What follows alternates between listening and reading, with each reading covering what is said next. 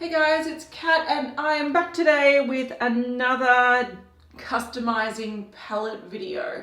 Now, I just put up a video probably yesterday or the day before decluttering my Too Faced eyeshadow palettes, and these are the ones I like eyeshadows from, but I don't like the whole palette. So like with the original chocolate bar palette, there are some really nice everyday shades in here. So I really like the gold, I like the brown, I like this sort of champagne-y sort of peachy shade. That's a really beautiful transition sort of blending out shade. So I like some shades in here, but I don't like the majority. So instead of just getting rid of the palette or keeping a whole palette for a small amount of shades, I'm going to try to pop them all out and customize my own palette.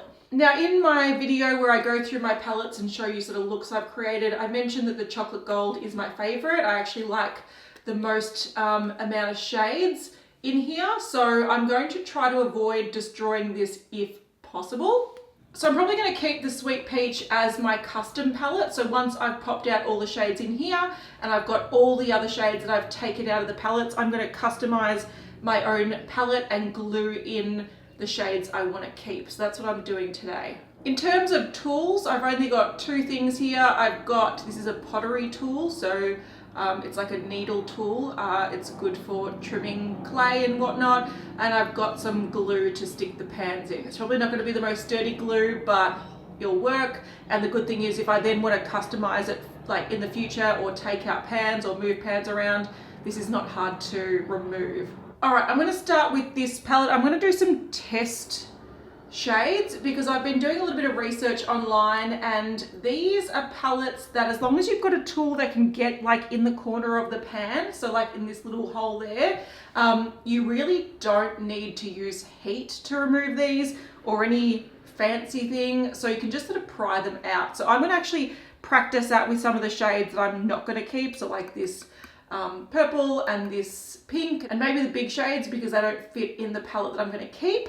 And if I'm confident with the removal process, then I'll just start popping out all the shades I want and removing the shades from the peach palette. All right, I'll brighten it up so hopefully you can see. There's not much space in between the pan and the plastic, but if you do get a tool that's like a needle tool, and this one's a good one because it's like thicker than a needle, so it's not there's my face, hello. It's not going to bend or break.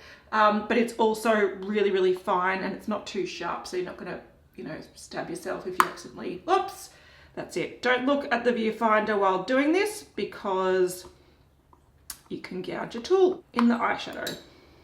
All right, this is proving to be, yeah, so it's coming out, so you can see it popping out, but it does take a bit of force. I reckon after doing this to all the palettes, this tool might be a bit blunt. There is a crack in there. I don't know if you can see, which is not that big a deal if I wanted to keep this shade, which I don't. But by moving the pan and trying to get the pan out, it can crack the eyeshadows. There might be a few casualties here. And you can see that that's the circle of glue that holds the pan into the palette. So it's really not much glue that you have to sort of dislodge. All right, so realistically, the shades that I think I would possibly want from this palette will be these 6 here, maybe that matte, and I might grab that dark brown one just in case. So I might try to speed through this so this video is not super long, but I'm gonna try to, pop out all of these that I've just mentioned, and if there's any issues, I'll let you know. Uh-oh, we've already had an issue. Okay, that's a really nice one, but maybe I'll try to salvage that and I'll repress it. We'll see. Okay, so this technique isn't as easy as the internet implies it is. I might get my hairdryer and just heat them up a little bit so the glue is a little bit easier to dislodge because I wanted that matte. I'm very annoyed at myself that I've done that straight off the bat. All right, so I've got my trusty hairdryer here, but before I do use that, I want to press this because as soon as I use the hairdryer, that's going to blow everywhere. So I'm going to try to salvage it with a little bit of isopropyl alcohol. Yes, it's a very cute crocodile. So in Australia, you can just get this from most chemists and supermarkets. So very easy to get. I'm just going to put a little bit in there. Let's try to flake some of these back into the pan. All right, so that's been completely absorbed, and I'm just gonna get a cotton round and just sort of press on that so it reforms the pan. You can do that with paper towel, tissue, whatever. This was just on hand. And then in theory, if you just let this dry, once you've pressed it really firmly, you do have to press it really firmly so it's not loose and it won't just start breaking out of the pan. If you press it really firmly, it should keep its shape.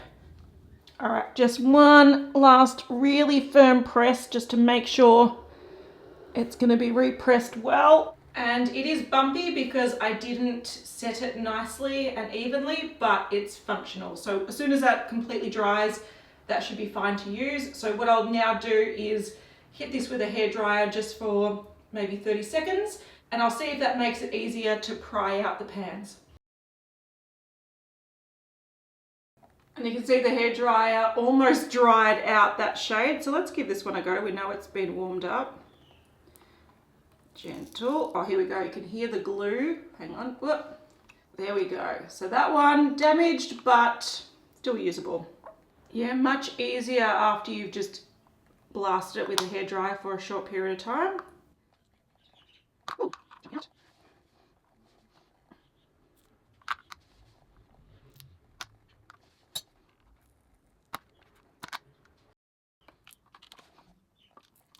all right, that one, the mattes are definitely more fragile and they are more inclined to crumble.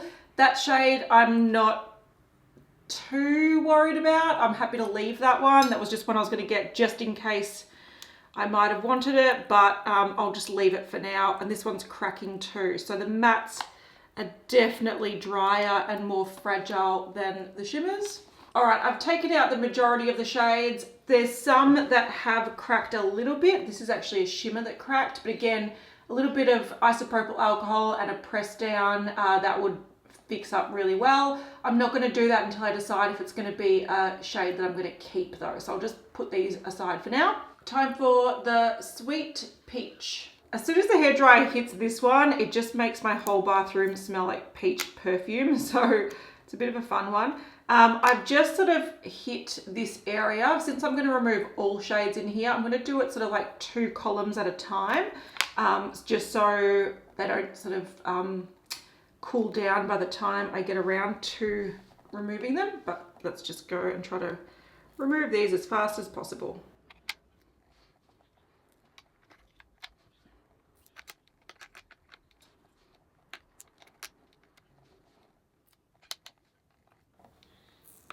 Uh-oh.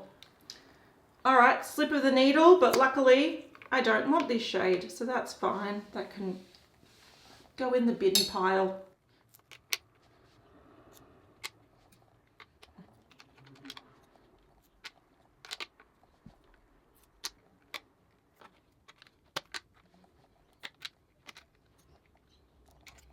So there we go, only one casualty, and it was the ugly pink shade, so that's great. All right, so here's the Gingerbread Spice palette. The main shade I want to keep is this duochrome. So it's like this pinky red color, and then it shifts. I'm not sure if you can see the shift in the mirror. No, probably not, but it shifts gold. It's a beautiful shade. And I also like the formula of these. I'm just not sure which ones I'm going to keep. So the 2 shades I definitely know I don't want are these 2, the light pink and this chunky iridescent white shade. So I'm going to take out probably all the other shades in case they fit nicely with the color story I'm after.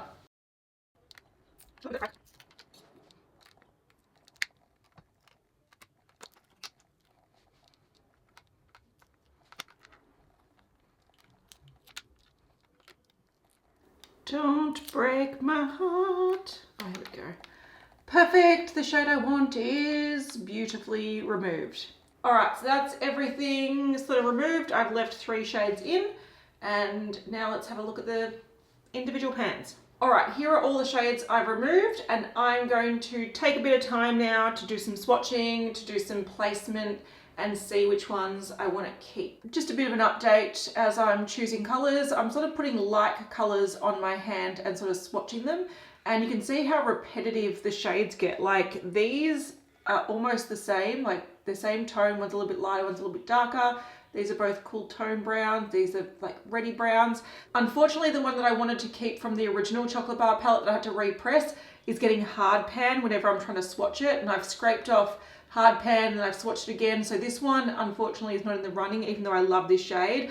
I feel like as soon as you get it wet, it damages the formula. All right, so after a lot of swatching and playing, I have found the shades that not only are the shades I like to use in the palettes, but also the shades that perform the best out of the similar shades. So for example, this cool tone brown, it was smoother to swatch and it was like less firm than the other one. So I went with that one. So these, in my opinion, are the shades that I'm after, but also the better versions compared to similar shades. I do think it works quite well. I've got a couple of sort of light mattes. This is more of an iridescent shade, so it's like this sort of yellowy orange shade with this cool tone shift. I'll show it to you later. I've got some sort of more nudie shades for me, some brownie shades which I use a lot, some matte shades, getting into a dark purple. I was going to keep this one. I really like the color of this really sort of dark chocolate cocoa sort of shade, but because it was cracked and I know they sort of seal if they're wet, I decided I had to go for a sort of plummy dark tone instead. So that's why I picked this one. Then I've got some of those sort of really nice metallic shades from the holiday palette. I thought sort of lighter purple matte. I don't even know which one this one's from. That one sort of works well. And then I've kept some special shades that I really like. I've got an olive, I've got a bright gold, and I've got that duochrome shimmer that there is no way I'll get rid of that one. So a lot of sort of everyday shades, getting into some deeper shades and also some fun shades just thrown in the corner. So I'm going to put a bit of glue in the base of each of these and pop them in and show you the final palette.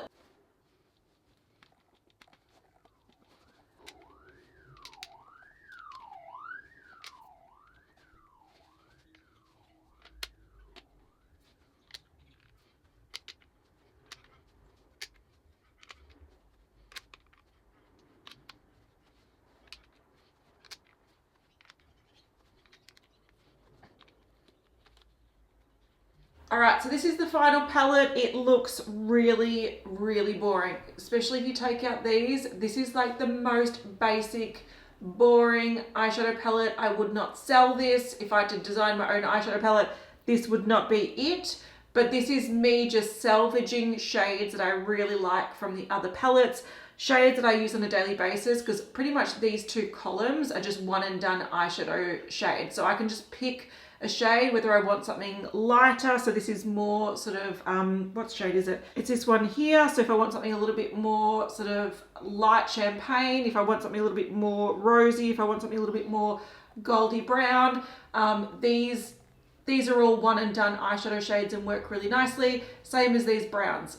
Look, it looks boring, but I can see the nuances. That's a little bit more rosy.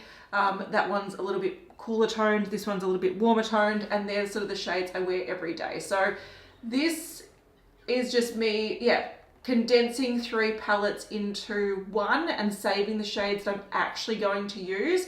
I could definitely see myself panning this palette because this area I could wear every single day, and these just sort of add a little bit more fun to the look.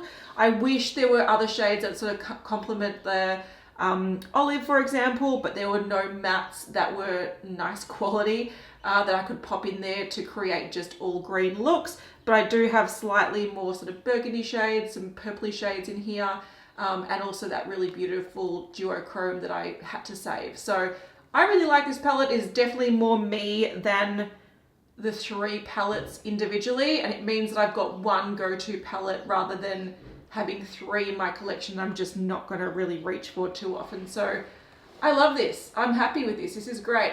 All right, so on the screen I should have close-ups of the palette in better lighting, hopefully better lighting swatches so you can really see what the palette's like. And hopefully that was moderately helpful to people who wanted to depot their Too Faced eyeshadow palettes.